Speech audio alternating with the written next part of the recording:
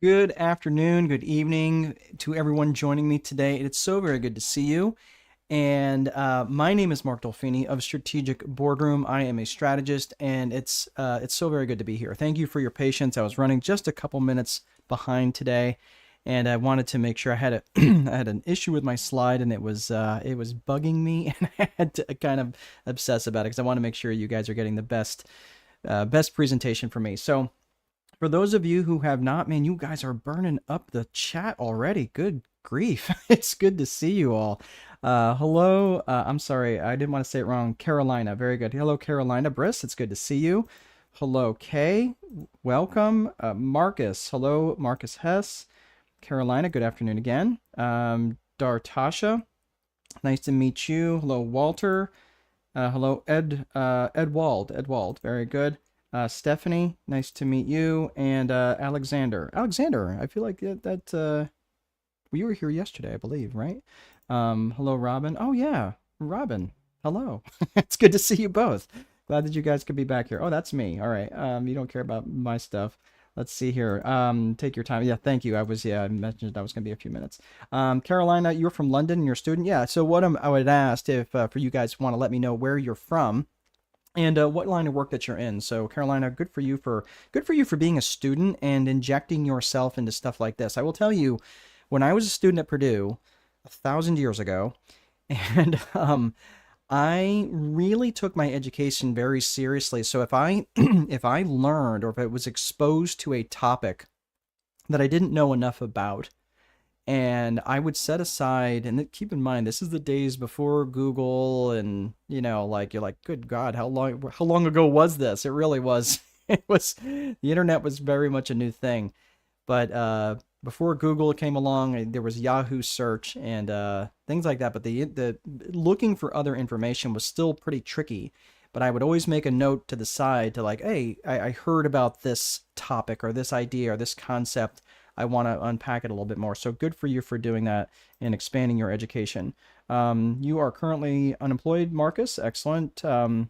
Gives you an opportunity to learn, right? Good for you for being here. I'm glad that you are here from Ohio. I'm your neighbor to the west. I live in Indiana, so it's good that you are here, Marcus. Hello, Stephanie is from Colorado. Stephanie, different Stephanie. You live in Florida and have a virtual paralegal business. Excellent. Um, I'm sorry. These are such small words. Iola. Very good. From Nigeria. Welcome from Nigeria. Amy is saying hello. Good to see you. Sajith from Sri Lanka. Man, we are getting all time zones here tonight. Sri Lanka. It is very late there. It's like what, 4 in the morning there? Wow. Okay. Buyo, it's good to see you. Or Bowie, I'm sorry. I'm not sure how you say your name. Hello, it's good to see you. Stefan from Peachtree Corners, Georgia. Man, there's a lot of folks here today. Yes. Yeah, that is. I thought that was you from yesterday. Really good to see you again, Alexander. Edwald, yes, again, saying hello. Stefan or Steven, I'm a travel piano teacher and small business owner. Excellent. Very good, Stephen. We're going to be talking about some of that stuff today, but this is really more how it plugs into you as a small business owner. Boy's from Nebraska, and I currently work in nursing and developmental disabilities. Okay, very good. I'm glad to have you here. Laura from North Carolina, and you are in real estate. Laura, my background's in real estate, so I actually have a broker's license here in Indiana, and it's probably the same for you in North Carolina, though not every state is similar, but you have to have a broker's license to be a property manager. So I do residential property management, and that's where most of my money comes from, is in real estate. So I get to do stuff like this and not get my phone blown up all the time. So good to have you here, Laura. Iowa Swim Academy. You do one-to-one backyard swimming lessons. I'm betting you're not doing it right now though, because it's like a degree outside. So you'd probably have to chop through the ice to get there. But and Connection Mavens, fiber internet. Excellent. Very good, Amy. Home care. Kay, I'm sorry. I am a home care agency founder. Okay. Excellent. Thank you, Kay. Jaza. I apologize if I'm getting these names wrong. My name is Jaza, pronounced Jayiza. Okay, very good. From London. Thank you. Thank you for the phonetics on that. From London, graduated from an accounting and finance training accountant, and also now law student. Excellent. So, Jayiza, my background is in accounting. That's my undergrad in from Purdue University in accounting and finance, and worked in that field for a while. And but we're not going to be talking about stuff like that today. What I want to do is make sure that you guys are understanding basic finance, balance sheet, and income statement. So some of this is going to be a little bit of a review for you, probably a very basic review. But I'm going to get to the end on the other side where there's more advanced concepts, that stuff that CFOs use. So all of this stuff is going to be really laid out for all of you, nice and easy. Getting to the end here. You CO here. Oh, Colorado, right. And organizational consultant and leadership coach with my consulting company. Excellent. Cultivating Joy Consulting. Fantastic. So Stephanie, I'm actually in school now, getting my PhD in organizational psychology. So what you do is right up my alley. I love that stuff. I just love what you're doing. I don't work quite in the same space as you do. I work as a strategist, but I do use the tools from some of the stuff that you use in your space. So that's fantastic. I love that. Yes, early morning in Sri Lanka. It's got to be really early, like 4 a.m. Marcus, my first event. I appreciate the engagement, chat, and host. Yep, absolutely. And we are almost to the bottom. Yes, seasonal swim lessons. Yeah, it would have to be in Iowa. All right, Alex, Alexander saying, business efficiency specialist. Specifically, I specialize in sales efficiency, implement systems that help owners increase their high quality leads up to 55% while cutting costs nearly a third, maximizing ROI in sales. And one of the things I talk about in sales is, I'm looking this from the perspective of marketing, is RMI, return on marketing investment. But we are also expanding our ecosystem in risk management and operations to provide a complete friction-free business model. Now I'm on a mission to bring these big company tools to businesses that want to grow without the 24/7 burnout. I love that. Really, really good stuff. Thank you all, and I appreciate your patience. I know we're kind of a few minutes into this already, like, oh my gosh, when are we actually going to get started? We are starting right now. But now, just a couple of quick things. First of all, don't stop the engagement. I love that. That's the sort of stuff that fires me up. And we've got a number of people here. We got a couple dozen people on the call, and that will drop off. And I know before you have to head out, before you maybe have to go do some other things, I just want to let you know that if you signed up for this on EventBrite, you will be getting a replay emailed to you. Okay, and that'll be coming from me. So it's not from some automation bot or anything like that. It's coming from me. So I just want to let you know, if you do have to hop off, I totally get it. I understand that this is you've got other life things for sure, right? Some of you may be putting kids to bed. Some of you may be trying to get to bed. Some of you may be, work in the middle of your workday. So I totally understand that. Just let you know that's totally fine. You will be getting a replay. If someone asks, by the way, just respond back to that for me. If you see someone like, hey, we'll be getting a replay, that really helps me out too. The other thing is, keep your questions coming. Now, the thing is, if you're going to say something, I do have natural breakpoints in here. If you're going to ask me something, don't just type in, hey, could you repeat that? Because I'm going to I'll get to that question in about 3 minutes, and I have no context of what you're talking about. So just keep in mind that when I'm going to be coming back to this, make sure you're asking your questions really specifically so I can answer those in your context. That's why I give a full 90 minutes for this, so I can keep engaged with you guys, because I do want this to be relevant for you. This might be the only interaction we have. So I just want to make sure that you guys know that. Rare breed. Oh, this is Jewel here. Oh, hey, Jewel. Good to see you. And Marcus, that's fantastic. Going the extra mile? Absolutely. It's good. It's what I love and enjoy to do. I really enjoy the interaction. And through COVID, this is what kept me alive. Like, I need people, I need contact, and I love it. All right. So one other thing I'm going to ask you guys to do, guys and gals, is try not to multitask, right? We're trying to train our brains for not coming up with all these different things that are going to allow us to distract us in what's going on with our lives. And I get it. Some of you are just those serial idea people, those serial entrepreneurs where every time you get out of the shower, you have a new idea. Am I right? Okay. You're like, oh my gosh, does he know me that well? Yes, because I am just like one of you. I have lots of ideas all the time. But here's the thing. Last year was one of my most productive years I probably have had in my life. I read 42 books, read 42 books. I wrote and published 5 books. And in addition, I also started a PhD program in organizational psychology, in addition to living a pretty full life with my bride and with my family. We have a 3-year-old daughter. I'm 53 years old. And you're like, wow, you did not do the math on that, Mark. No, I did not. But the thing is, this is what this is what full focus allows you to do. And this is what I want you to train. So for the next hour, just try to stay plugged in so you can train your brain to be more concentrating and be more focused. All right. So let's get started to this. So try not to multitask as much as you possibly can prevent that. So here's what we're going to get. We're going to get into the agenda for today. First and foremost, we're going to be talking about the Viper framework, which is the main framework that I've written about in the Time Wealthy Advantage. That's the book that I wrote about and published in May. I'll get into that in just a little bit, but not really unpack it all that much. That's stuff that I do for other things, because we're really going to be focusing on the financial literacy piece today. We're talking about the 4 core functions of business. We're going to be talking about financial statements, about balance sheet, P&L, things like that. Then we're going to be talking about things like, where's all my cash? And a phenomenon known as growing broke.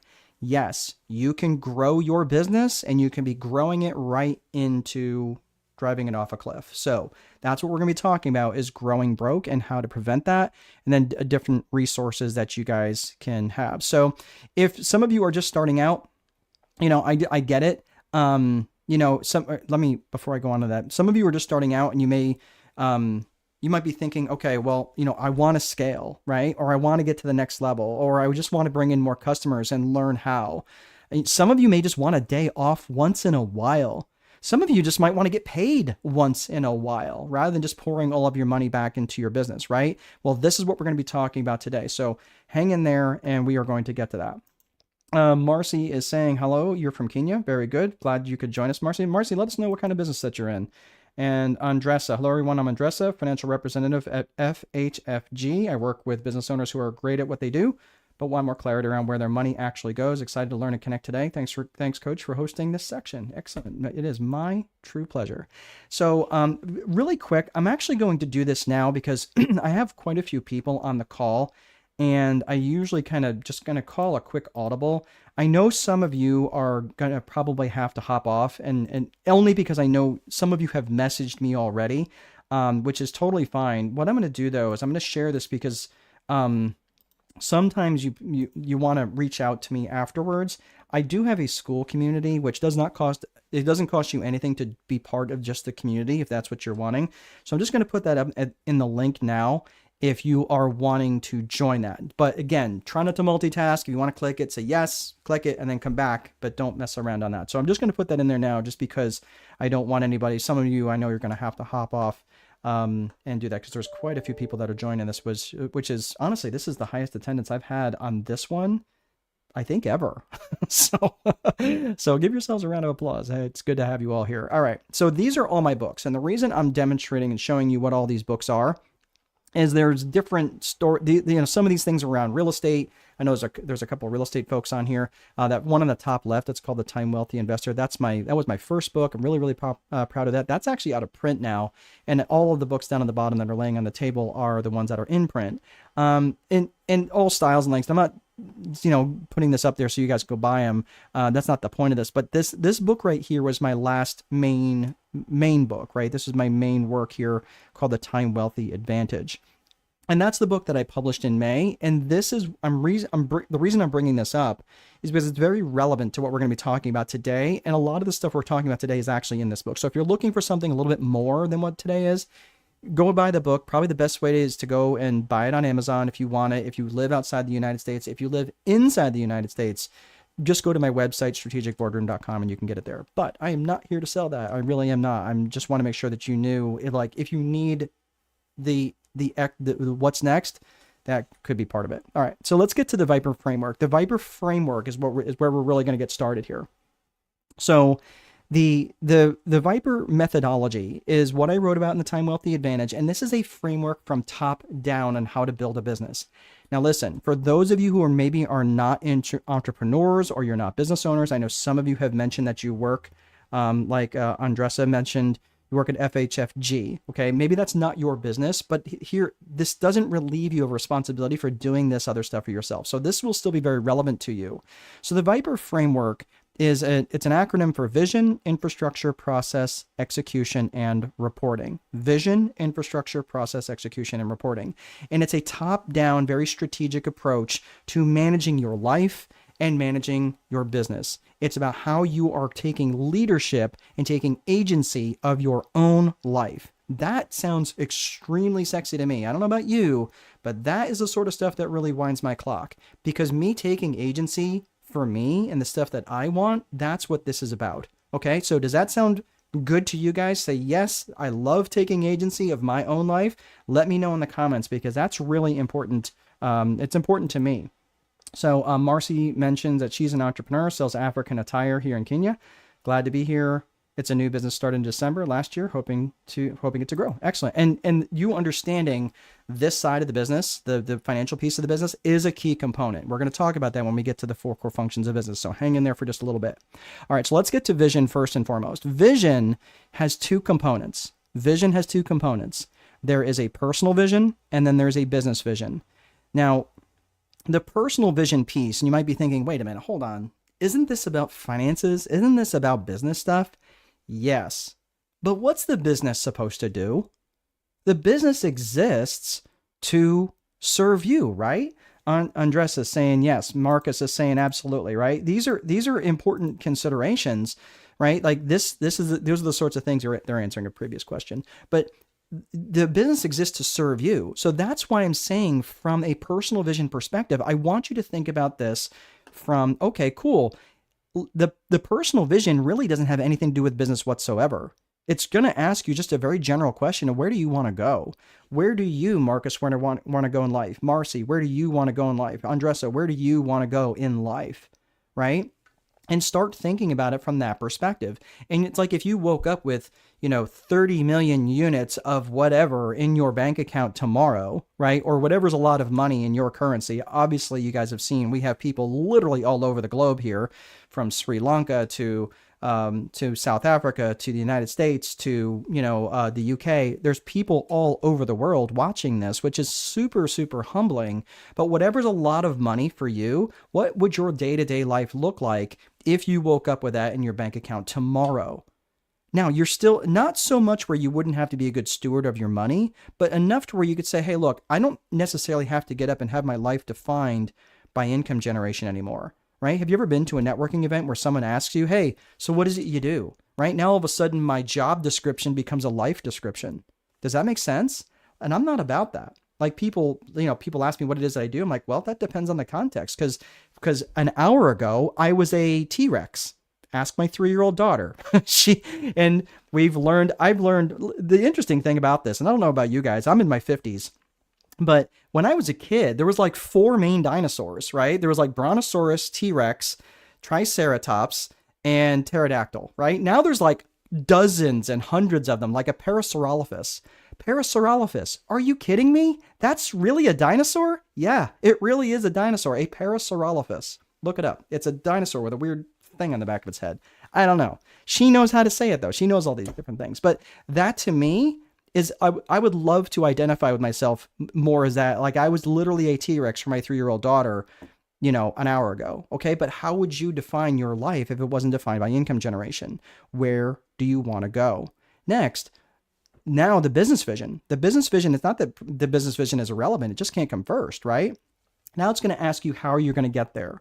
How are you going to get there? And that's what the business vision is going to deliver, that personal vision for you.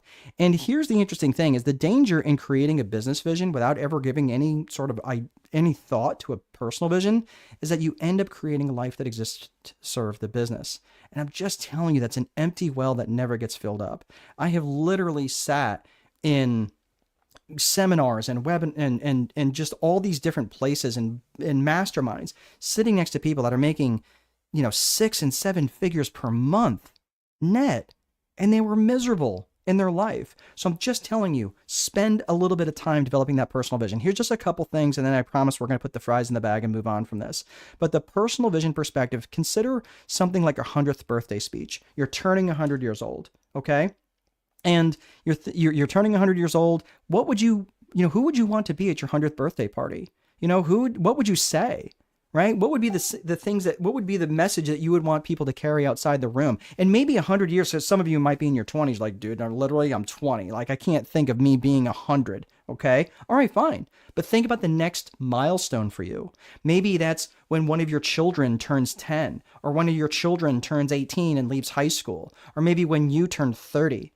Right? Think about the next major milestone for you if a 100th birthday speech is too far. Think about things that you would look forward to. What would that speech look like? Okay. So again, we're going to move on from personal vision. The rest of the stuff we're going to be talking about here today is related to business. Now, the second thing here is business vision. Now, the business vision exists to serve the personal vision, right? So I promise we're going to get to the financial piece here in just a hot second, but I have to give you some context in terms of why that makes a difference, because the 3 C's of business vision are very, very relevant to the growth of your company. They're extremely relevant to the growth of your company. If you don't have these things well-defined and well-developed, you're going to struggle. Every single time I have been hired and brought into an organization, and I show up at their organization, whether virtually or physically, and I show up at the organization and they don't have one of these three, they're loose in one or more of these 3 C areas, these areas, there's problems in the organization. And it's either they're not as profitable as they could be, they're having trouble attracting clients, they've got a bad company culture and everyone's fighting or disagreeing, right? That's the problem. So the 3 C's of business vision will help define that. And those 3 C's are core purpose, core values, and client avatar. Core purpose, core values, client avatar. Give me just a couple minutes to give you some context in terms of why this matters. So the core purpose of your business specifically says, okay, great. What business are you in and what problems do you solve? And it's really important that you be very, very specific, like Marcus, Sajith, Hadressa, Marcy. What is the specifics that you do in your business? Don't tell me, well, I'm in retail.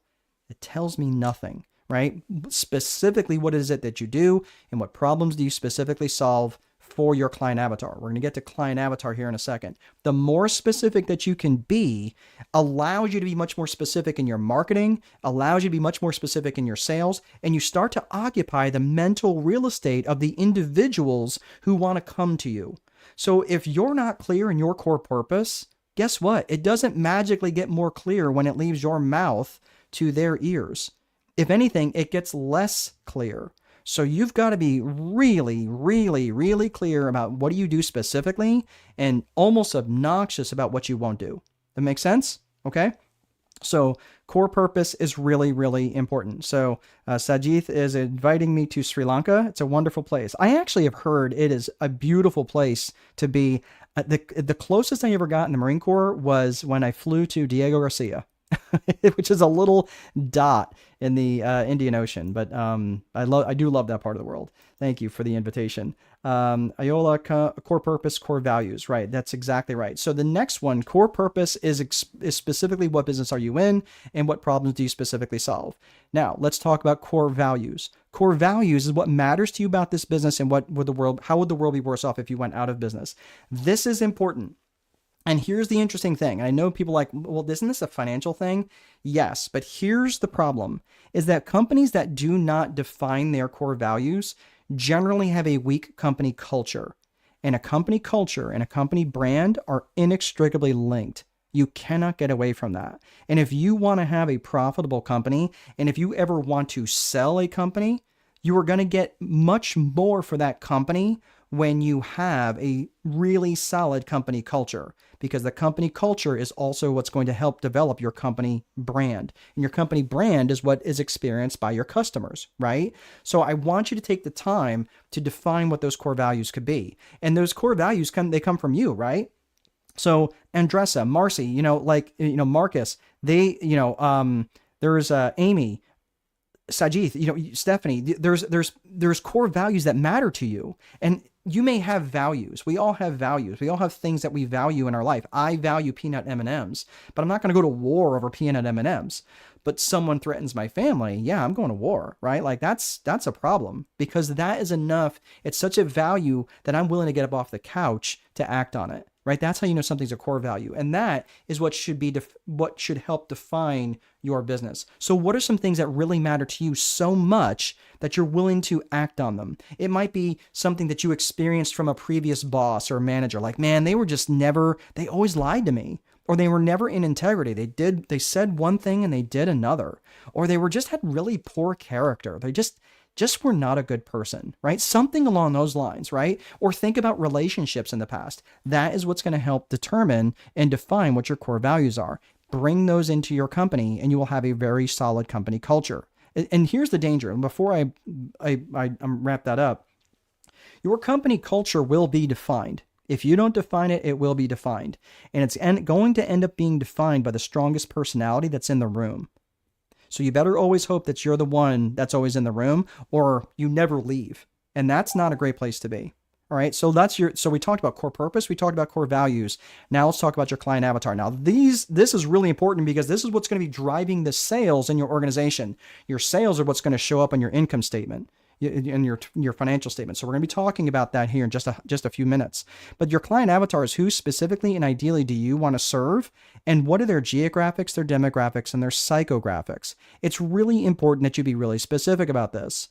And think about this from the terms of geographics of where they are, the demographics of who they are, like are they married, are they single, are they, whatever.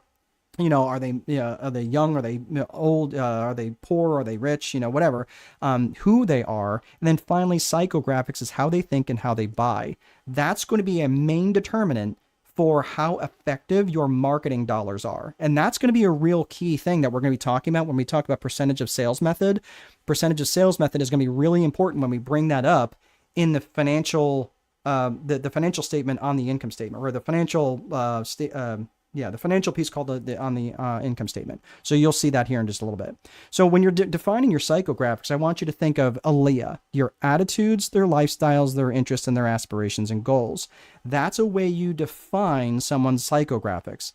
What is their attitudes on things? Like, what's their attitude towards education? What's their attitudes towards adoption of new technology?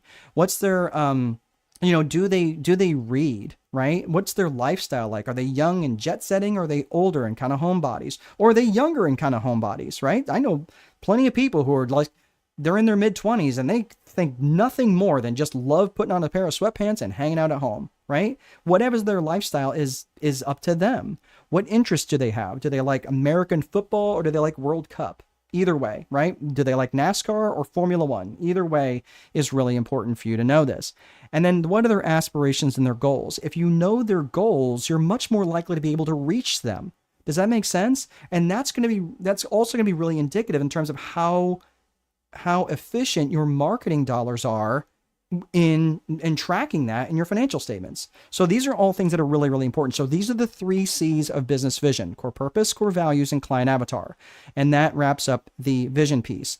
Infrastructure is just the bones of the business. We're not going to spend a lot of time on this because I want to get to the financial piece. But here's the thing is the infrastructure is the bones of the business, right? It's the desks, the chairs, the software, the computers, the websites, and things like that. And here's the thing. The reason is because it's so important. It's such an important part it's such an important part of the business. The reason that Viper, or the reason that infrastructure comes next is, let's say, for example, that let's say Amy, okay, Amy, Amy, Kay, Sajid, let's say it's their vision to lay on the beach in Spain for 2 months out of the year, drinking sangria and rubbing cocoa butter on their belly. Okay, let's say that that's their vision. If they build an infrastructure that's going to require them to return emails and phone calls in a timely manner, that's going to be a pretty bad experience for them when they're trying to lay on the beach rubbing cocoa butter in their belly while they're drinking sangria, right? That's why vision comes first. Vision is that main circuit breaker.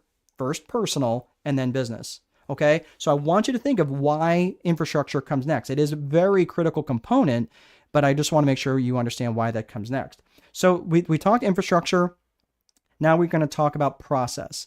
Process is how you do stuff, okay? It's really pretty straightforward, and it has 2 components. It has tactical process and it has strategic process. when you're talking about tactical process, you're talking about the day-to-day things, right? Tactical is how you do stuff, your standard operating procedures, your checklists, your day-to-day activities, right? How you answer the phone, how you do stuff like that, right? Your strategic planning is it's going to involve three main areas. It's your people, your purpose, and your promotion. Your strategic planning is like, okay, cool. We built this battleship, we built this warship, and now we're going to take it out of the harbor, right? And you need to consider the people that you're going to need, who you're going to be directing it towards, what's the purpose of the strategic plan, and how are you going to promote it externally and internally. And all of this stuff takes important financial considerations. The next piece of the Viper framework is execution. And it was a great quote by General George S. Patton: a good plan violently executed now is far better than the perfect plan executed next week. The reason for this is because I love y'all as like your beautiful entrepreneurial selves. And man, no one has dropped off this call. That is amazing. Iola, Sajith, Kay, Andressa, Amy, like the reality is I know some of you really, really well, and I've never met you before, but I know like you probably have a to-do list of 37 items that you're going to do today. Ask me how I know, because that was me for a really long time. And the reason why the Viper framework has E as execution is because most plans that you put together fall apart in execution. And part of that problem, probably the main problem, is that many of us, and if I had three hands, I'd put them all up, that I have too many priorities. And having too many priorities has the same impact as having none. So I'm just telling you, the way to get around that is to come up with a daily 5. And the daily 5 are up to 5 highly specific actions that you can take that are going to move the needle towards your vision or your strategic plan, one of the two. Okay. So I know we're getting off topic here a little bit, so I'm not going to spend more time on that, but I just want to make sure that for you to be much more effective, you got to be able to whittle those things down to the really core needle moving activities, the needle moving activities. I'm not talking about check voicemail, check email. Today, this right now is part of my daily 5. And actually, when I'm operating at my really very best, it's 3, my daily 3. And that's how I'm able to get so many things done and so many things accomplished. The last piece of the Viper framework is reporting. And that's when you're tracking your lead metrics and your lag metrics. This is straightforward. Lead metrics are your actions and activities. Your lag metrics are the results of those actions and activities. If you don't like the results you're getting, you just change your actions and activities. All right, so let's move on from the Viper framework. I know I've got some questions in here. Sajith, yep, someone already answered. Oh, crud. Hang on one second, guys. I'm having give me 1 second.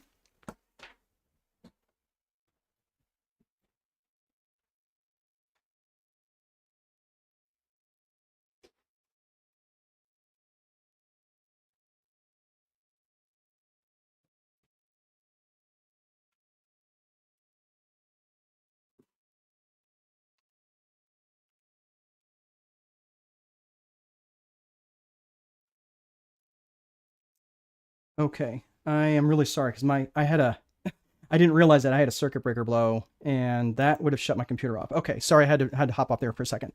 Okay, so yes, Sajid, so you will be getting a replay of that. And Kay, thank you for covering for me. All right, so Andressa, one of my one of my core values is access to knowledge. Once I learned I have a powerful financial strategies can be in protecting families, businesses, and futures.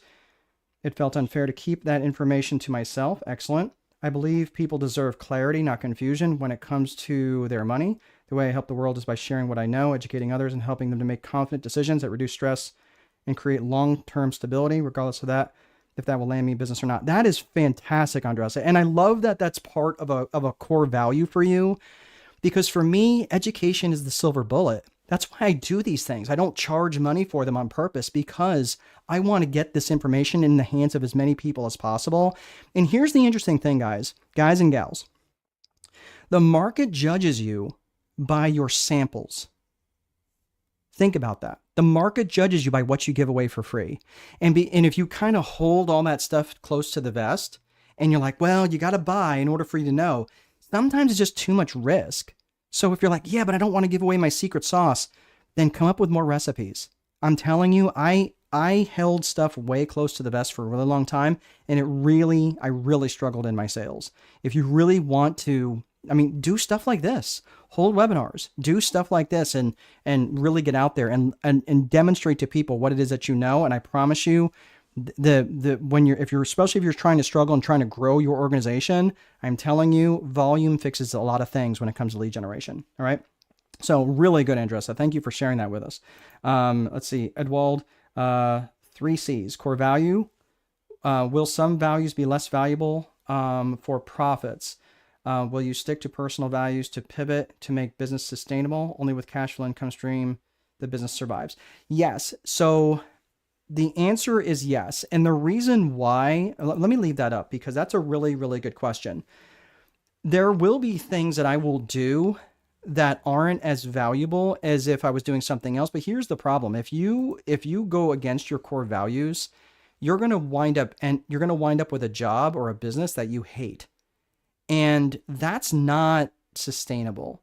So I'm just saying, and I'll give you a quick example. I worked as so as you know, many of you know, my background's in accounting. I already mentioned that. And I worked for a company that was awful. Like they were just literally awful. They were awful people. And I loved the work, though I was really, really good at the work, but I'm being vague on purpose because I don't need that drama. But every Sunday, like clockwork, it'd be around 4:00, 4:30. I would get this creeping, awful, dreadful feeling that I had to go back to that place the next day. And I absolutely hated it. So, and I think it was even Steve Jobs that had said, if every morning I look up in the mirror and I don't like what I do and I have too many of those moments, I really have to reevaluate what it is that I'm doing. So I'm just telling you, core values is something that you can't just put aside in the name of profits. That's how you wind up with businesses that you're like, yeah, you might be making a ton of money, but at what cost? So I'm just telling you, like for me, that I would not get back into that. So it's a really, really good question. Well, thank you for bringing that up. Amy said, yes, please. You have good manners, Amy. I don't know what you mean. Good point. I agree, Edwald. I don't know what I said but that was a good point. Let's see. Edwald answered my question also pretty much. Yep, very good. Edwald, you said thank you. Excellent. And then I'm a part-time, is it lactician in Croydon and will be 1 year this month. Is it lactician? I'm not sure what that is. I don't know. I apologize. If you can maybe explain that. Great story. Thanks for sharing. Very recognizable. Yeah, it was horrific. I hated that. I said horrific, not terrific. The day you dread the drive to work is the day you shouldn't be working there. Yep, absolutely, Marcus. Very good. And then finally, I'm sorry. Yeah, okay. Lactician fixes hair. Okay. I apologize. I don't know that I've ever heard that word, and I'm a kind of a word nerd. Huh. Into locks. Oh, that makes more sense. Okay. I did not, and I'm a word nerd. I mean, this is why I love this. I love you guys. You are educating me, and I just walked into that. That is a new word for me. Did not know that was a thing. Well, thank you. All right, so let's keep moving. We've got the first part of that, which we talked about, the Viper framework. Let's get to the 4 core functions, because this is going to walk us directly into the last piece, which is the financial statements. Okay, so the 4 core functions of business, they are lead generation, sales, operations, and accounting. And your customer's journey happens in this order. First, lead gen, they experience your company and experience you through your lead generation.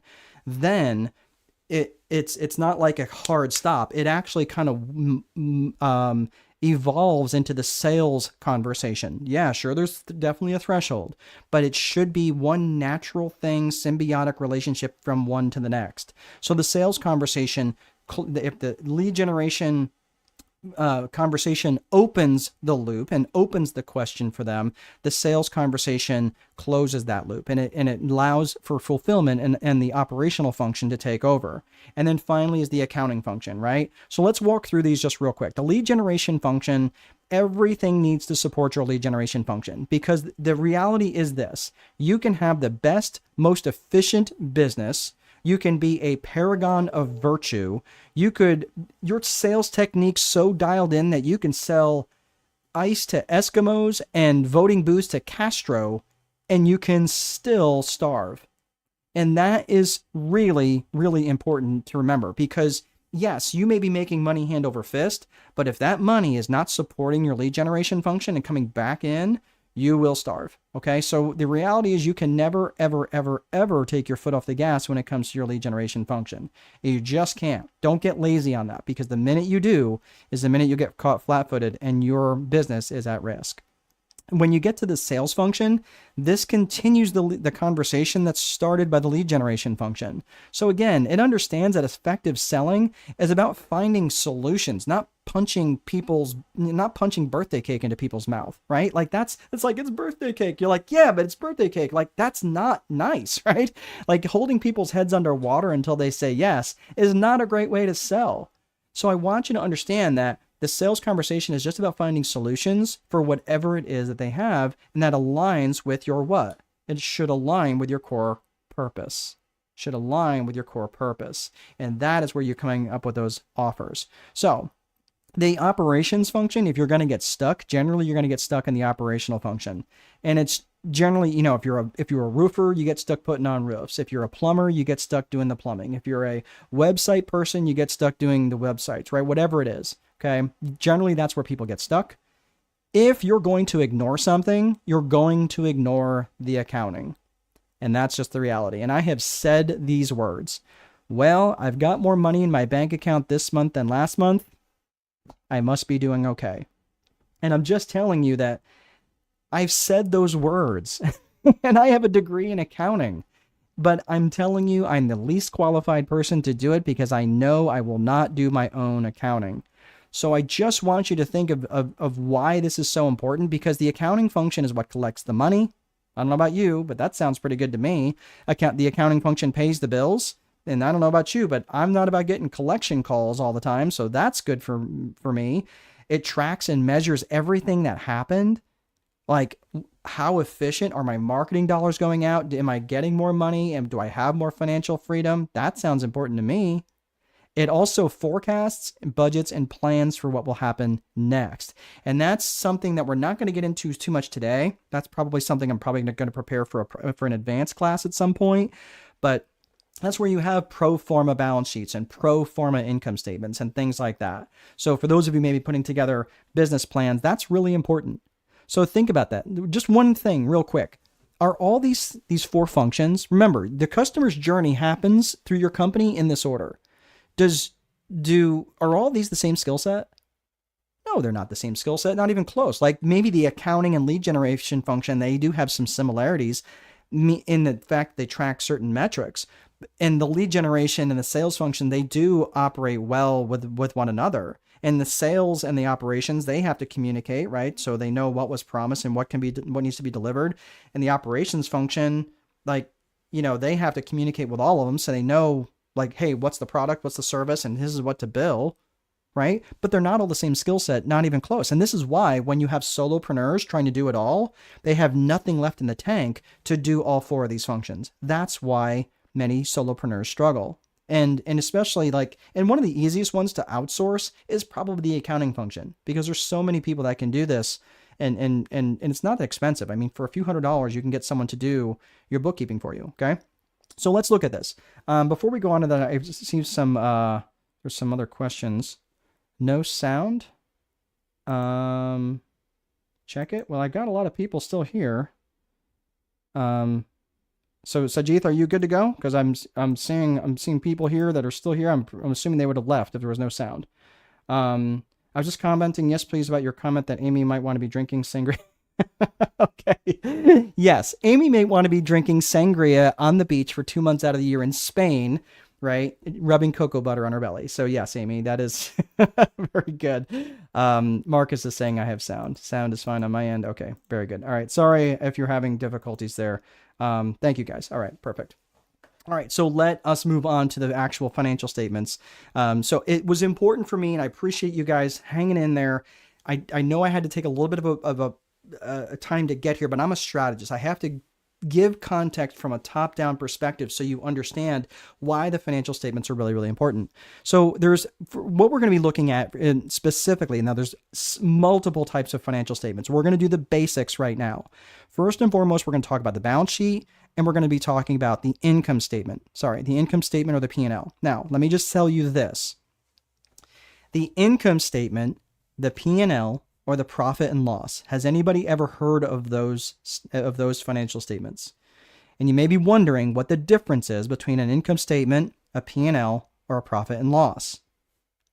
There is no difference.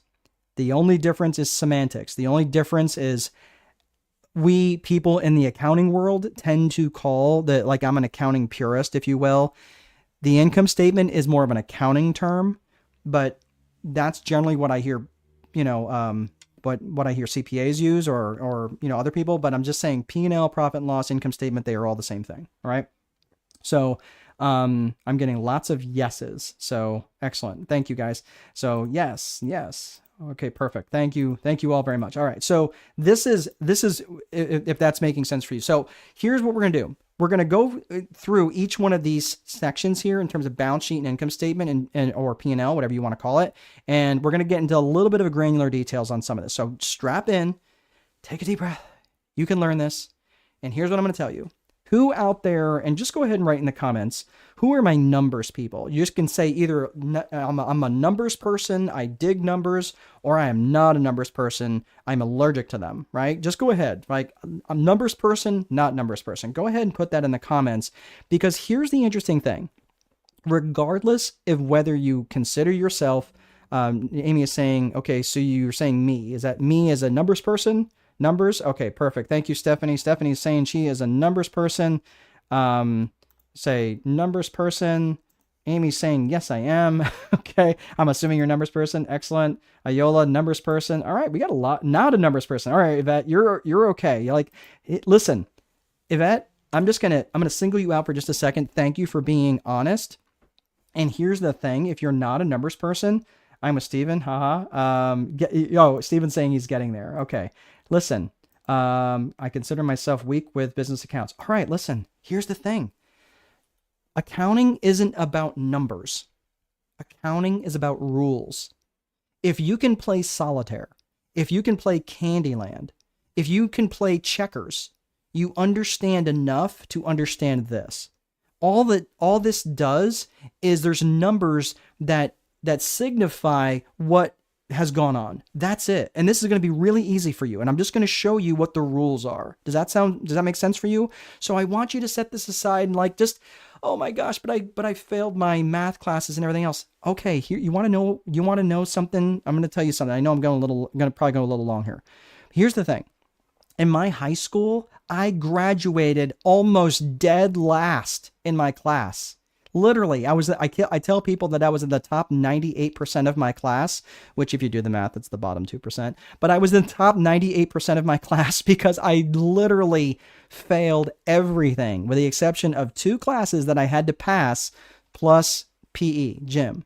And because I passed those classes, I was able to graduate. But my cumulative score was abysmal. But somehow I got into an accounting program and everything else, blah, blah, blah, blah, blah. But my point is that you don't have to understand numbers. If you can operate a 4-function calculator, add, subtract, multiply, and divide, you have all the knowledge that you need. Okay, so just want you to set that aside of that it's not going to be that difficult. Lovely way to present accounting. Yeah, it really is. It does not have to it doesn't have to be difficult. I hope to get into financial law. Excellent. And really, Joiza, that is not, I think I said it right. Joiza. It's really not that complex. It's really just understanding the rules of it, right? Lynn is a numbers person.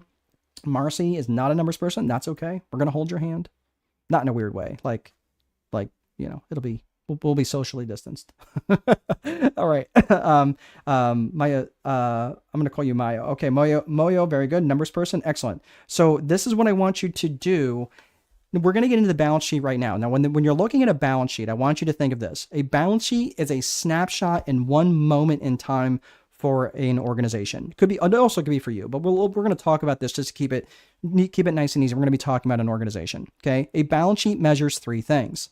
So in one moment in time, for one day in time, a balance sheet is going to measure your assets, which is what you own, which is what the business owns, the liabilities, which is what is owed to other people, and the equity, which is what is worth on paper. Okay. So keep in mind that what it's worth on paper and what a company might sell for are two extremely different things. So I just want you to understand that what is owned are the assets.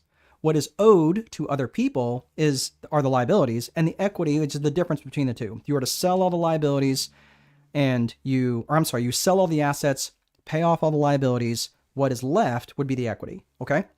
And so it's really not that complex. And it lists all the balances of what are on those accounts. The income statement, on the other hand, or the P&L, profit and loss, whatever, so they're all the same thing. The income statement is over a period of time. So an income statement could be for one day, which is a little weird. Like, hey, this was our income for today, and these are our expenses for today, right? And this is our profit for today. Like, you could do that, but generally it's over a period of time. So generally you might see them over 1 month.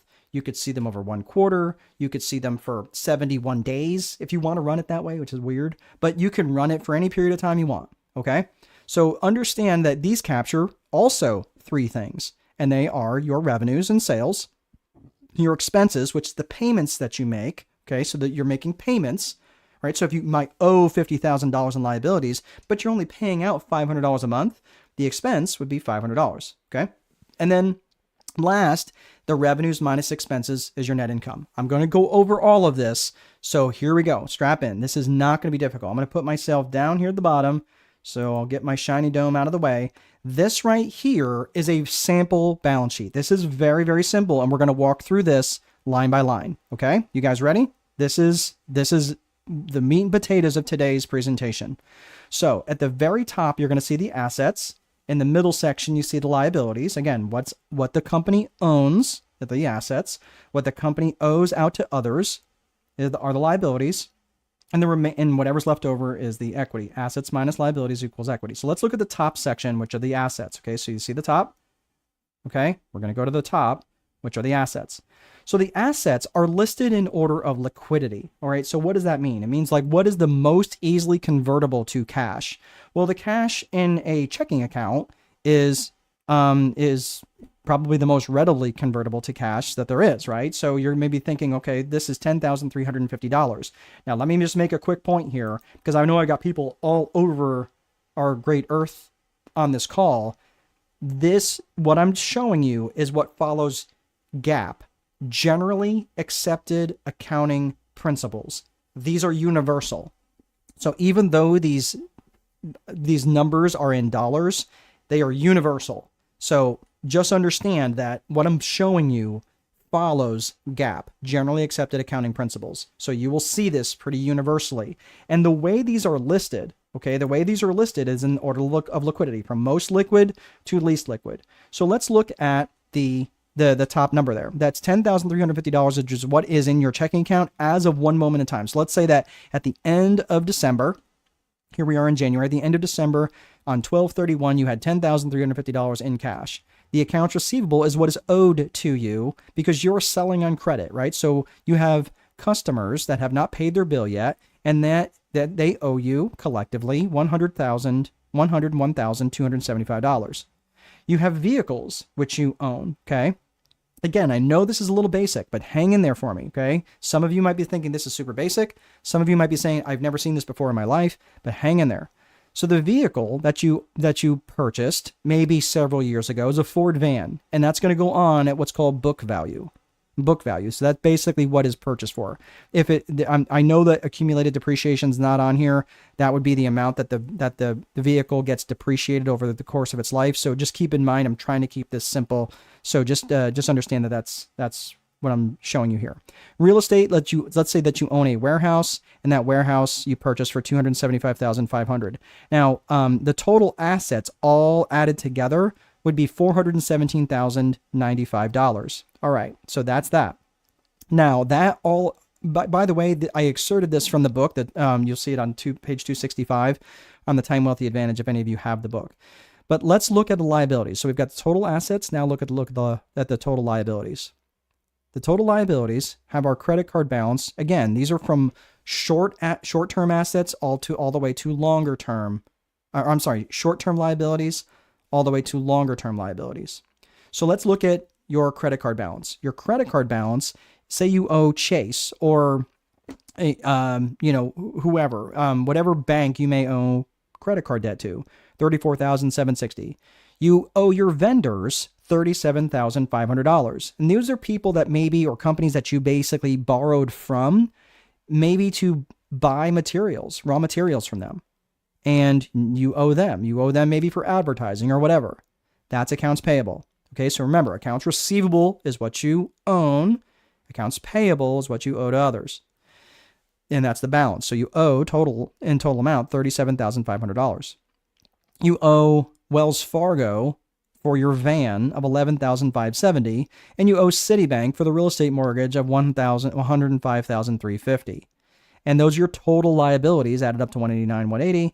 And your total equity is, again, your assets minus your liabilities, which equals your total equity. So again, that's everything related to your balance sheet, okay? Does anybody have any questions around this? Because it does not get more complex than this. I know you might see really complicated balance sheets out there, but the balance sheets are more complex just because there's more individual line items.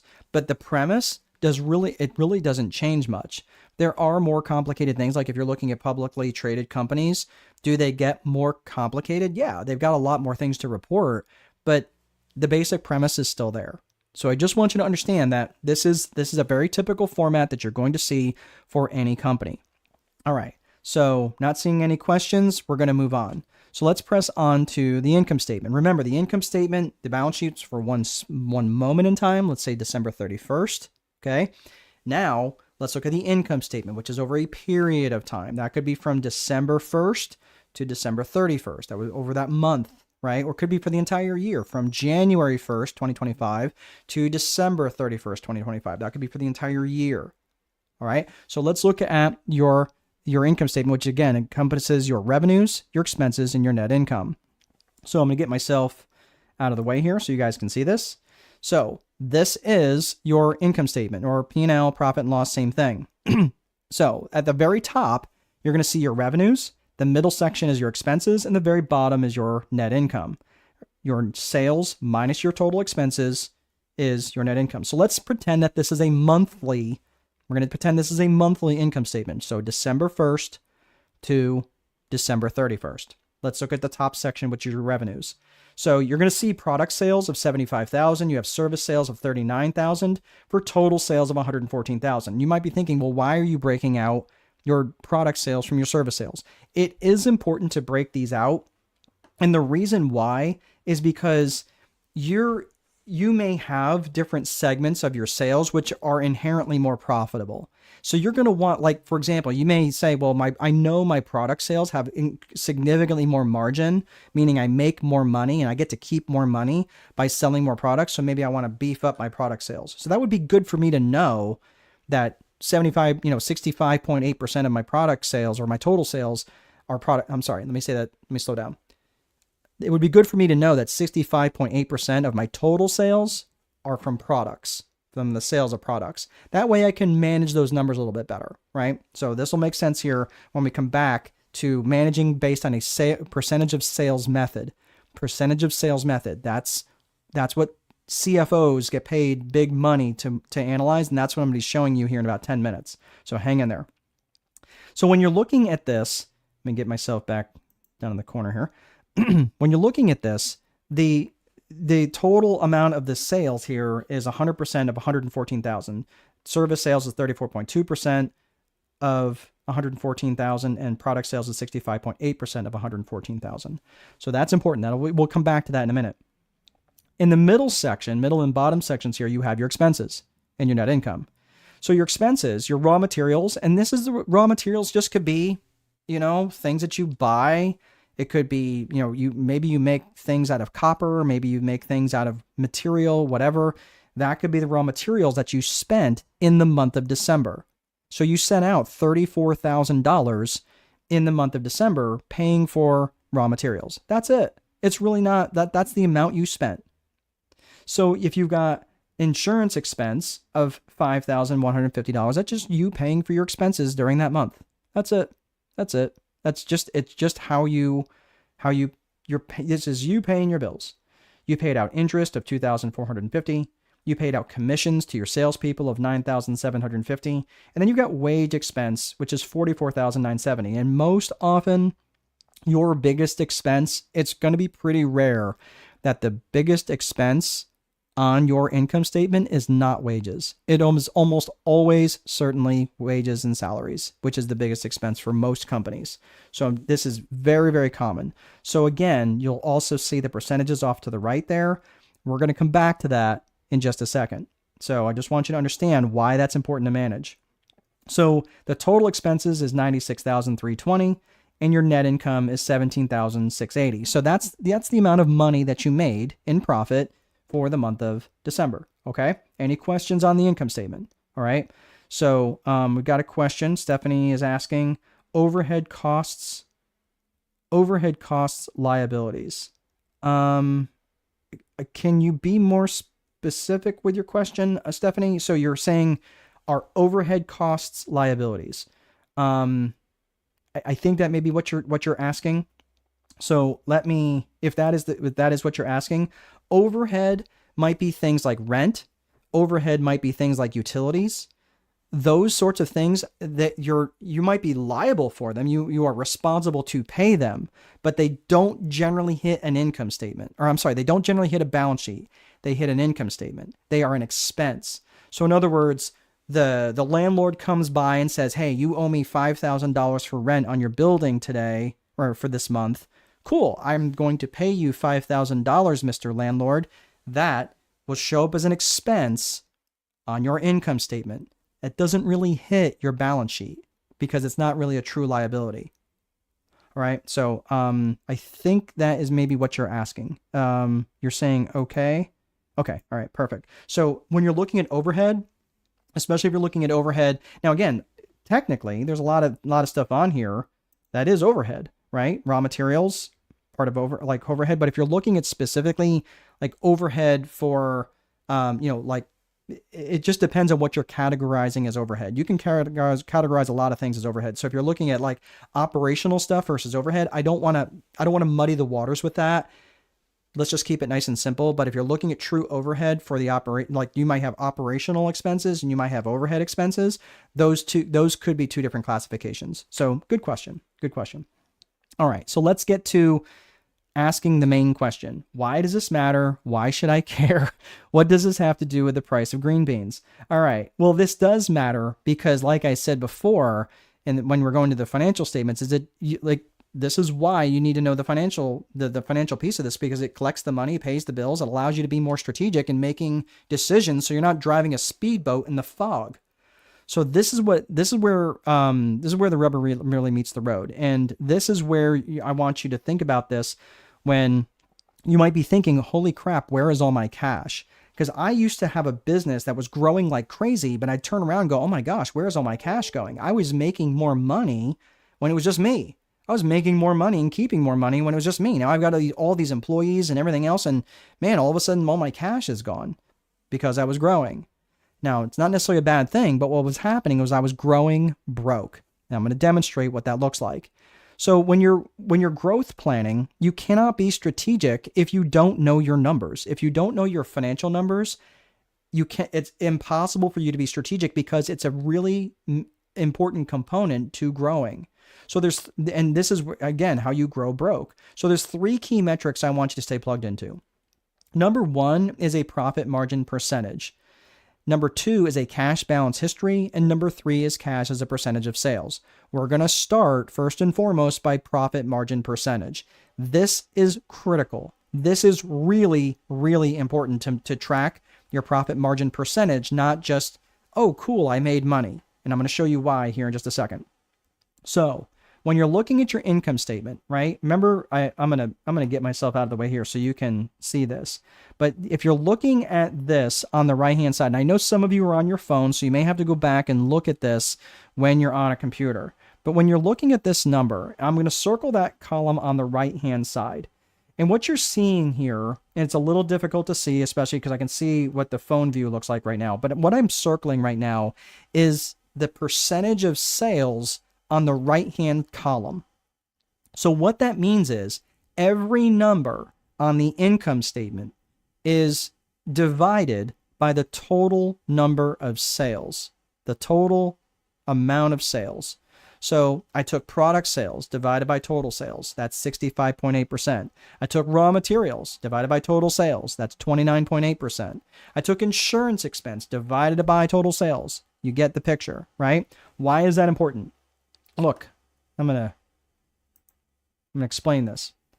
The reason this is important is because as sales fluctuate, it's really going to be difficult for you to look at a number and go, oh, that's a good number or a bad number. Because guess what? All of the numbers will fluctuate. All of the numbers will fluctuate. But if you look at it as a percentage of sales methodology, now you can say, oh, well, my sales went up and my raw materials went up, but they actually, is it from a percentage of sales, they actually went down. Okay? So in other words, let's say I had total sales of double, $228,000, okay? But my raw materials stayed at $34,000. That's going to be effectively now as a percentage of sales, my raw materials are at 15%, not 30%. Does that make sense? Does that make sense? That's really, really a great tool because now you can look at it in a way and go, oh, now I know how to track this. Now I know a methodology that I can use to track this again. So any questions of this? Because you might say, let me see here. Steven's saying, if you don't, you're going into debt really quickly. Not sure what you mean by that. Give me more context on that, Steven. So here's the thing. What I'm saying is when you're dividing those numbers out by a total amount of sales. So if I was looking at my numbers and trying to compare November to December and my sales, let's say my sales went up by, $10,000 and my raw material expense also went up by $10,000, right? I'm like, I don't know that that's good, right? That sounds like my raw material expense went up a lot faster as a percentage of sales than my total sales. So you have to be careful about this. That's why I really like using the percentage of sales as a method and a way to track from one to the next. So I know I'm getting a little advanced here, but I know some of you are like kind of thinking, okay, this is really important stuff, and this is how you do this. So what I'm going to do is I'm going to show you from the next piece here, the income statement. And like I said, I've got this side here. I'm going to get myself put down. All right. So now we're looking at total sales of $114,000. All right. You've got your raw materials and expenses and everything else on the right-hand side, which you've got your percentage of sales method on the right-hand side. And what I'm going to do is I'm going to circle that little number down at the bottom. You see that down there at the bottom, that 15.5%? That is my profit margin percentage. That means that $17,680 divided by $114,000 in sales means that I got to keep 15.5%, which is my profit margin percentage. That's my profit margin percentage. And that's the number that I want to be on like a Band-Aid. I want to track that number. Well, in fact, I want to track all my numbers well when it comes to percentage of sales, but that's the number I really want to be paying attention to. And that's going to help me from growing broke. Let me give you a quick example why that's so important. So let's say, for argument's sake, that I've got a company. Okay, can you guys see that? If I put myself there, all right. Yeah, I think you can see that. All right. So let's say I've got a company that makes $10 in sales over a period of time. Let's say it's in 1 month. I made $10 in revenues, and I have expenses of $8. Okay, so I pay out $8, and at the end of the month, I get to keep $2. My profit margin percentage is 20%. So I've got 20%, which is 2 divided by 10. That's my profit margin percentage. Now, let's pretend that we're in an inflationary environment. We just got out of an inflationary environment. And let's say for argument's sake that my expenses go up $1. They go up $1. So in order to maintain my net profit of $2, I raise my prices $1. Okay, so I'm going to show you this here in a second. So expenses go up $1, so expenses go to $9. Revenues go to $11, and I keep that same $2 in net profit. Okay, but here's the problem, and here's the problem. I've made the same $2, but what happened to my profit margin percentage? That's right, it went down. My business is now less efficient at keeping dollars. And that is how you can grow broke. Because the revenues went up by the same amount of the expenses, but the problem is this, is that dollars aren't buying as much as they were previously. So because of inflation, I raised my expenses. My expenses went up $1, so I raised my pricing $1, and now my net profit, it might have stayed the same in dollars, but it's actually less as a percentage of sales. That is how you grow broke. So what would be the difference? Well, if I was going to keep my same net profit percentage, my profit margin percentage, I would have raised it by $1.20.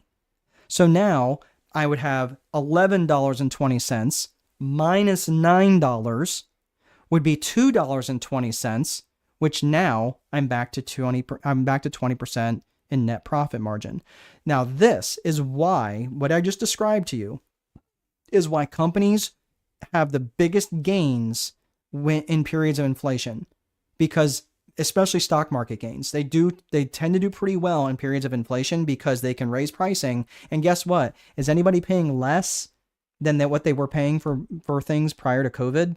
No, I know they're not. Right? Because there was that period of hyperinflation that happened because there was so much excess liquidity in the market. So don't blame the corporations. This is what they do, right? This is exactly what they do. They manage their profit margin percentage. So this is what you should be doing.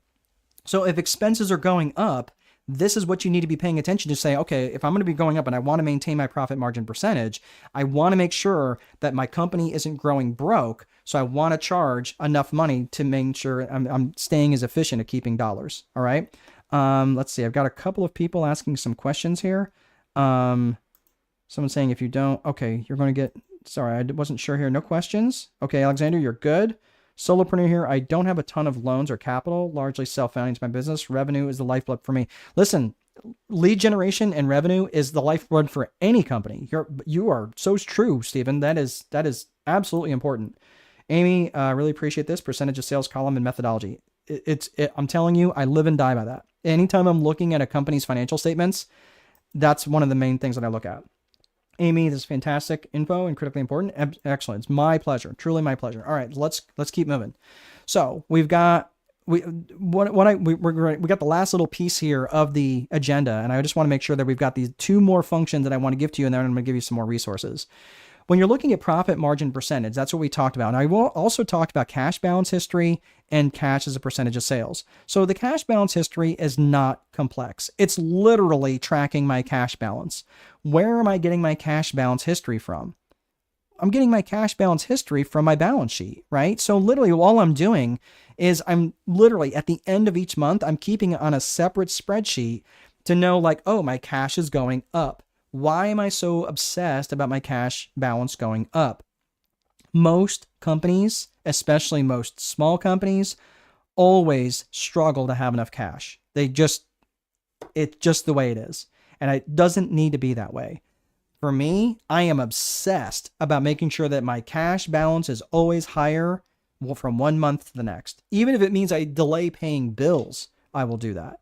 Because I'm telling you, if you're not paying attention to your cash, it's not going to magically just take care of itself. So I track, and I don't mean like checking I check it every day. Okay, well, what was it 5 days ago to the penny? Do you know? Well, if you don't keep a track of it like this, you're not going to know. That's what I'm saying. The trend is what you need to be following. And I would say, fine, check it every day. That's fine. But put your final number down each month on a spreadsheet. That way you'll know from what is the trend. What is the trend from last January to today? Do you know from one month to the next? And most people don't. And I'm not here to indict you. That's not my goal. That's not how I teach. Not how I profess. That's not me. I don't shame anybody. If anything, I did this wrong way more and way worse than any of you on the call. I promise. I do. Right? Or I have in the past. But here's the thing. Once I changed this, all of a sudden I wound up with a lot more cash on my balance sheet and in my bank account. And that was what was really critical because I was tracking it. What you pay attention to is what expands. And this right here is a critical function that you need to be paying attention to. Okay? So I track my cash balance history. That is really, really important. Yes, experience is a far better teacher. Failure for me is a much better teacher than success, because success is just a horrible teacher, but you learn a lot from your failures. All right. Let's see. Carolina is asking, can you do the cash flow statement too? Can you do the cash flow statement too? I'm not sure what you mean. Can I do, if you can be more specific, I'm not sure what context you were talking about there. So yeah, maybe be a little more specific in your question, Carolina. I apologize. I'm not really sure what you mean. So let's move on. So we talked about the profit margin percentage. We talked about cash balance history. And now we're talking about cash as a percentage of sales. So the cash as a percentage of sales is, this is going to involve two different financial statements in order to calculate this. But this is a really important metric that I track. And the reason I track this is because I want to see how much cash I have based on the amount of sales that I have. Okay, this will make sense here in a second. So what I'm going to do is I'm going to take myself down here, and you can see at the very top of my balance sheet. Remember, the balance sheet are the assets, the liabilities, and the equity. It's the balances of all my accounts. Okay, so what I'm going to go is I'm going to go to the balance sheet, and I'm going to take that number at the end of the month, of December, 12/31. It's 10,350. Okay, so I'm going to take that number, write that down. Now I'm going to go to my income statement. And I'm going to go with my revenues, my profits, or my revenues, expenses, and my net income. Okay. And now I'm going to take that total sales number of 114,000. Okay. Those are the two numbers that I'm going to divide out.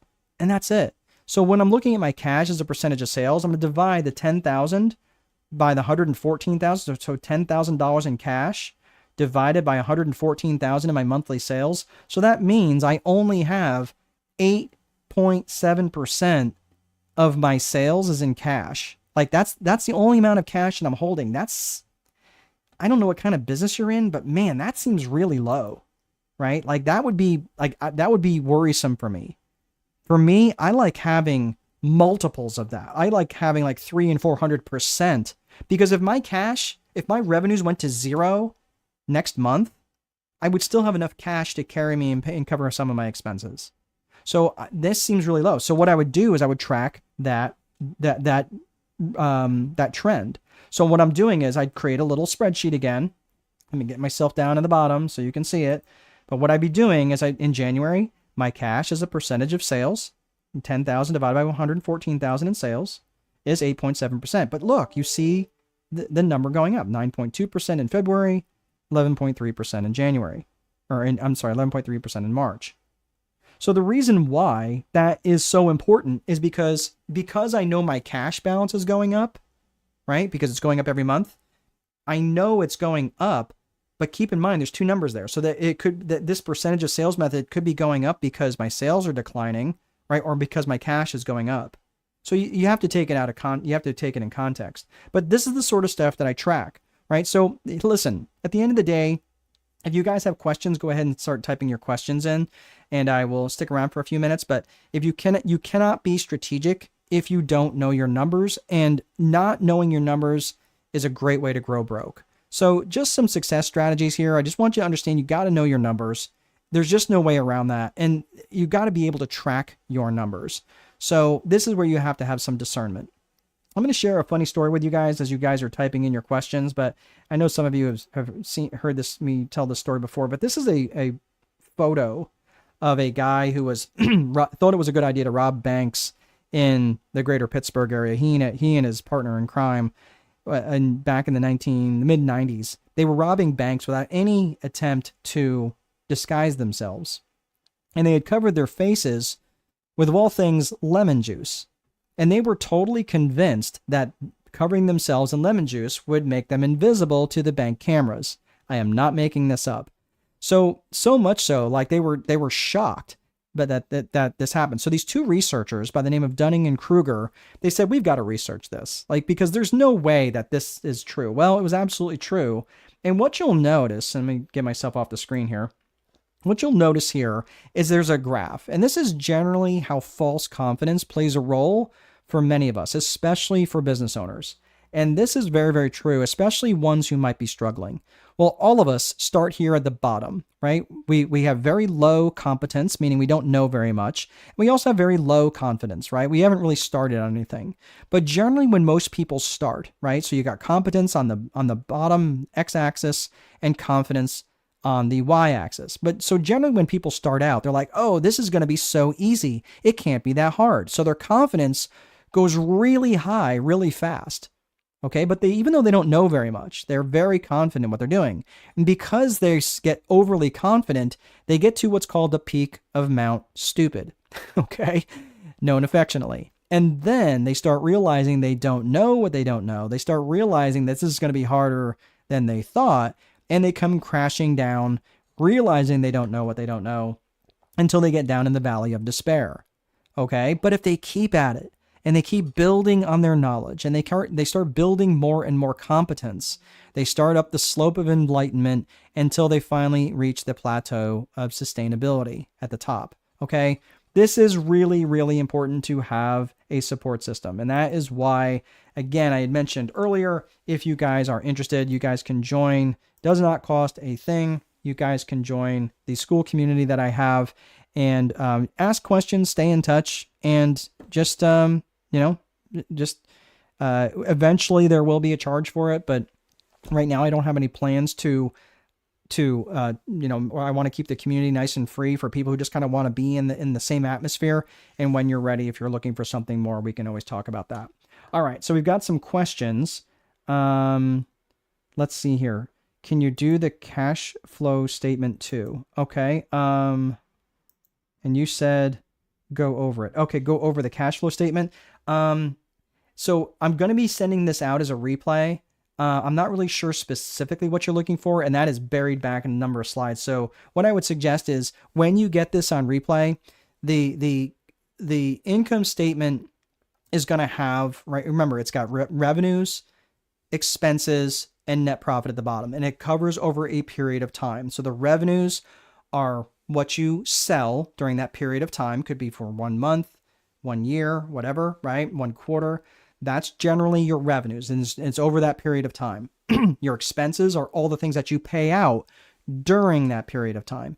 So it could be your raw materials that you bought during that period of time. It could be taxes that you paid. It could be your wages that you paid out during that period of time. So again, for that 1 month, that's what generally those expenses are. So anything that you maybe incurred but didn't pay out, that generally isn't an expense. That would wind up on the balance sheet as a payable or, something that's due, right? So I just want you to understand there are a difference. Really what the income statement does is it just tracks the money in and money out, right? So the money in is the sales and revenues. The money out is what's been paid, right? So, and then whatever's left over, hopefully there is something left over, that's the net income. So hopefully that helps you. But yeah, definitely go over, you will be getting a replay so you can go over that. All right. Caroline, I believe the cash balance statement would be ideally the same. Hold on a second. I believe the cash balance statement would ideally be the same in cash flow statement. Not really sure. So if you're talking about balance sheet and income statement, they're measuring different things. Remember, the balance sheet is measuring the assets, liabilities, and equity, the balances of those accounts. So your assets is what you own. The liabilities is what you owe, right? The balance. So the assets are the balance of what you owe, the balance of what you own. So it could be your cash balances. It could be your vehicles. It could be your real estate, things like that, right? The other side of this is what you owe to other people. And that would be the liabilities, right? That's the balance sheet. And then what the difference between the assets and the liabilities is your equity, right? That's basically what it's worth on paper. Your income statement, or P&L, profit and loss, on the other hand, that's your revenues, your expenses, and your net income. So they're measuring two different things. All right. So hopefully that is more helpful for you. Let's see here. Edwald, how would you make calculation for volume times sale pricing? Try to balance this amount of sales, finding proper pricing for best profit. I struggle with finding the sweet spot, how to figure this out without much experimenting. Okay, so you probably, Edwald, what you're asking is actually not an accounting question. It's actually a marketing question, because your ability to price is really going to depend on how differentiated your product and service is in the mind of the customer. So how much you can charge is really more of a marketing question. I understand why you're asking it, but pricing really doesn't, it has very little to do with accounting. Most people do is they go, well, this is what it costs for me to produce my product. I'm going to charge just a little bit more than that. That makes no sense. I understand why you're doing it, because I've done that too. But what I'm saying is, if I was, let's say for argument's sake, that I could sell you something that would generate for you $10,000, no questions asked, right? Could I charge you $30,000 for it? I mean, no questions asked. You're going to guaranteed be making $10,000 a month on that. But you're going to buy it for me for $30,000. Would it be worth $30,000 for you? Maybe you can't afford it, but even still, could it be worth it? You go, nope, he's guaranteeing it works, or I'm going to get my money back. Okay, yeah, I could make an argument that's worth 30. I could make an argument that's worth 100. I could probably make an argument that it might even be worth 200,000 if I really could say, hey, look, it's going to be 10,000 one month. I mean, at some point, there's a law of diminishing returns. The point is, what's the value in the mind of the client? What's the value in the mind of the customer? What's the problem that you're solving, and how much is that problem worth to your avatar? That's why it's important when you come to your core purpose that you're placing a value on them, and that in their mind, no one else can solve the problem like you can. So really what you're asking is more of a lead generation and marketing issue, not one based on accounting. So, but I do understand why you're asking the question. All right. Kay is saying, thank you for the session. Very helpful. Oh, it's my pleasure. And listen, I do appreciate the accolades. I do. And I know we're going a little long here, but here, tell me what you're incorporating, right? If you're going to connect with me on school, tell me what the plan is that you're going to change. What's going to be different for you tomorrow, right? Yvette, how do you figure percentage when you pay all expenses with a credit card and pay off the card every month? I like my airline points. That's great, Yvette, but you still have expenses. When you are swiping your card, okay, let's say that you go on a flight and that flight costs you $800. That $800 is still an expense, even though you pay it off every month, right? So in other words, your balance sheet is clean. You don't carry a balance, but you still have expenses. So even though you have expenses, right, even though you pay it off every month, your expenses are still the things that you buy. So in other words, when I look at your credit card statement, all of those things that are on there are expenses, right? Even though you go, yep, cool, I'm going to pay it off at the end of each month. Great. Your balance sheet is clean. You don't have a balance. But that over that period of time, over that period of that 1 month, all those things on there are expenses. Does that make sense? All right. So great question. I really appreciate that you bring that up, Yvette. Remember, this is about rules. So Marcy, the training has been very informative for me, considering I'm a new entrepreneur and have learned a lot. Excellent. Thank you. Asking, where will the replay be to follow through as I grow my business? So this is going to be on YouTube, but it'll also be sent to you via your email. So that will be sent to you. And you are saying, yes, a formula. Okay, I think if you're asking for a formula for like the pricing that I was talking about, there's really not a formula for that. It really does come down to it's a marketing question, not an accounting question, because you could literally do a price plus formula, and that does not address the value in the mind of the client whatsoever. So for me, I used to follow this price plus model when I was like an accounting purist, and I'm like, nope, it is a marketing issue. Because again, think about this, like you buying a Tesla, right? I can guarantee you there were people that would have paid far more for it if they thought that they were doing better for the environment, because for them, the value is much higher. Okay. So you got to understand, this is why it's so important for you to understand your client avatar, like we talked about in the 3 C's of business vision. So good question. Sorry, this, Edwald, you said great, great answer. Thank you. Stephen, I'm sure this is more of a personal finance question, but do your books talk about thriftiness and spending strategies to minimize expenses? Honestly, Stephen, again, because our businesses are just an extension of us, this is really, I mean, you can't think that, well, let me make 50 grand a month and then I'll worry about my personal finances. Most people, because especially people who have a bad relationship with money, are never going to get there. So I just want you to understand that side of things is really, really important to understand going into this. And you've got to work on something I didn't talk about today because there wasn't enough time. But when I take this S&P approach, the systems and psychology approach, S&P, there's systems, right, which is the Viper framework, and psychology, which is individual and personal psychology, and business and organizational psychology. So those two things are married.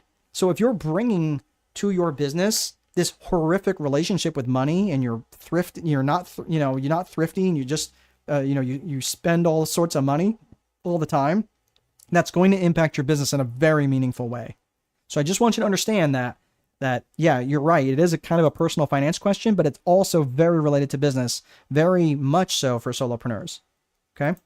Edward, thanks. Great answer. Excellent. You are more than welcome. Edward, very helpful. My pleasure. And Alexander, thank you so much. All right. It looks like we covered all this. Put the fries in the bag right at 1 hour and 30 minutes and 35 seconds. Okay. And about 20 extra seconds in there where I had to reset my breaker. So thank you all for sticking around. You guys have been absolutely so much fun. Literally have been the best group I've had in quite some time. Thank you so much, very much. And I will see you guys in the boardroom. Take good care.